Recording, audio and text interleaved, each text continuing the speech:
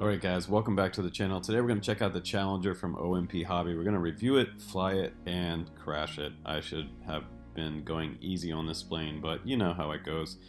When you start to feel comfortable with a larger 49-inch wingspan plane, you have a good time, and it brings me back to my line of sight flying fun. So it does have a nice receiver hatch for all kinds of stuff you want to put in there. I have a large motor on here, a 2820 motor with a 50 amp ESC. You can fly it on 4S as well with my setup. And if you want to fly it as an aerobatic trainer, this would be a great second plane. It will also kind of double as a first plane if you want to do that. And if you want to put a GoPro or an Insta360 on there, it'll handle any type of camera on there, or FPV. But let's go ahead and get it up in the air for the flight test. I was going easy on it for the first maybe 5 minutes, and then I went straight into doing my figure eights. Inverted eights are so much fun. It is a good way to practice being inverted and flying rudder. If you're going to do this, I kind of recommend doing it a little bit higher, because this is how I ended up kind of slam dunking it. You'll see the crash at the end of this review, but the nice thing about balsa and Monokote is that even though it looks a little intimidating when you do crash a balsa airplane, it is fixable. I mean, you know, you take it home, put it on the bench, you look at it 2 weeks later, and sometimes it looks a little easier to fix after you look at the parts for a few weeks. So at first it can be kind of intimidating, like, wow, I have a big pile of balsa here.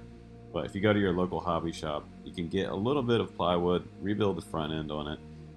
The nice thing about this one is that durability rating on it is pretty high for a Monokote and balsa plane, because I pretty much drove it straight in. A little bit of an angle, but it didn't destroy the firewall in the front, didn't push the motor back through the firewall. So fuselage is quite durable.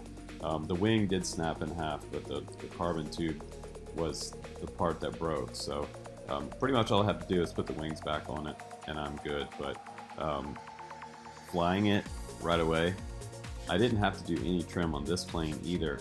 You can go back and watch my Bighorn review if you're looking for kind of a Tundra, sort of Tundra X style plane, like from e-flite. That plane is very similar. It has big tires. This one has much smaller tires, but it still did take off out of the grass, which is good news.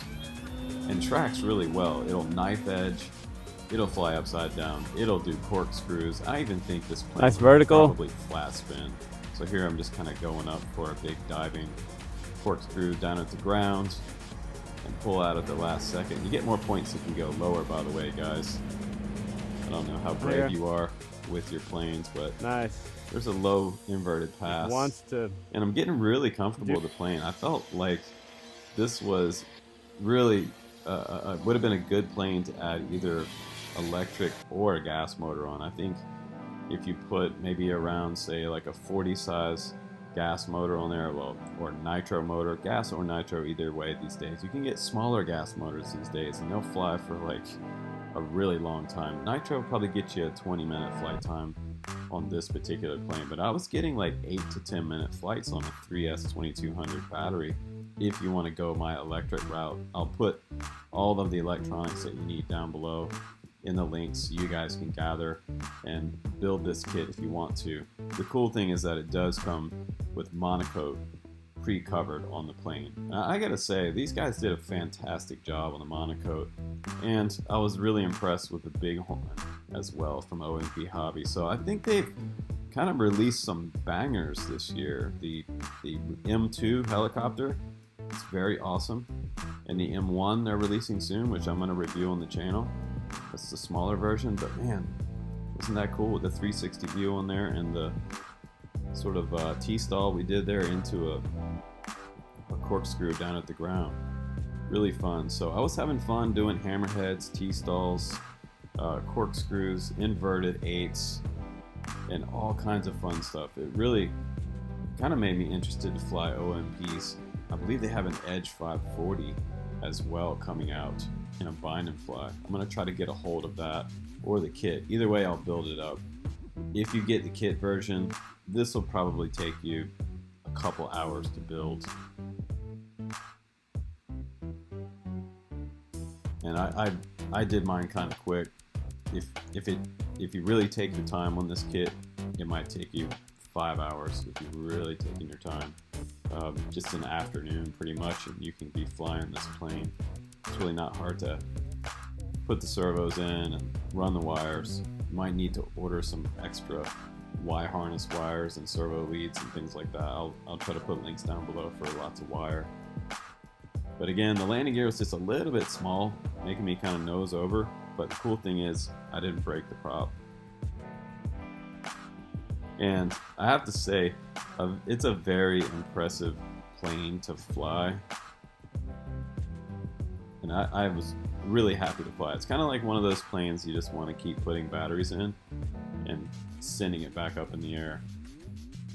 It's just so smooth. The nicest thing about it too is that if you had a nitro motor on here and you had a dead stick, this is the kind of plane that will actually come back down and be able to glide back in for a landing. Here I'm just playing around with that inverted again. Some planes have this weird characteristic where when you go inverted, it kind of pushes itself over, back around, and a lot of the pusher style planes do that. But I love the construction on the plane. I think that the 49-inch wingspan is good. I think it could probably handle some bigger wheels for the landing gear. And the landing gear has 3 bolts on the bottom, so it's quite durable, but in my crash, they completely came off the plane when the wings broke in half and separated as well. But the fuselage held up, so I'd say it's quite durable, but a very attractive plane to see out of the field. I love the color combo here. The blue and yellow, super easy to see. The magnets are really good as well, both the front hatch and the back hatch for my 3S 2200. I also flew this on 4S, so if you guys want to fly it on 4S, I'll put that 50 amp ESC down below, and it'll handle 4S on 50 amp with that 12.5 inch prop, no problem. And this was actually the second day I went back out to fly the Challenger for you guys, because I just wanted to get some more video with this plane and do some more aerobatics for you. And what's funny is I went out and I was getting all excited. I've got my 361R recording, and here we go for the takeoff, getting super stoked, and I was just going to try to get a little more video for you guys. And this is the part of my video where I ended up putting it in and crashing it. Unfortunately, like, it must have been like the first like 2 minutes of this flying video. I was just playing around, doing a little bit of hovering there and seeing if it would hover. It seemed like it needed a little more oomph in the motor for hovering, but if you're gonna try to hover it, do it on 4S. And then I was coming back around and I decided to go inverted. I was gonna do some inverted passes again because you can get this plane quite low. Did a big loop there, I did some outside loops, and right here I went inverted and came back around.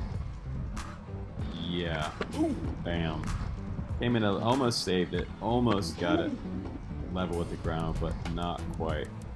So my plane is going to take some repair, and all I have to do is go to my hobby shop, get another carbon tube for the wing, and put the 2 pieces of wing back together. But that's the chance you take with balsa and Monokote, guys. I hope you enjoyed this review. Guys, take care, and I'll see you on the next one.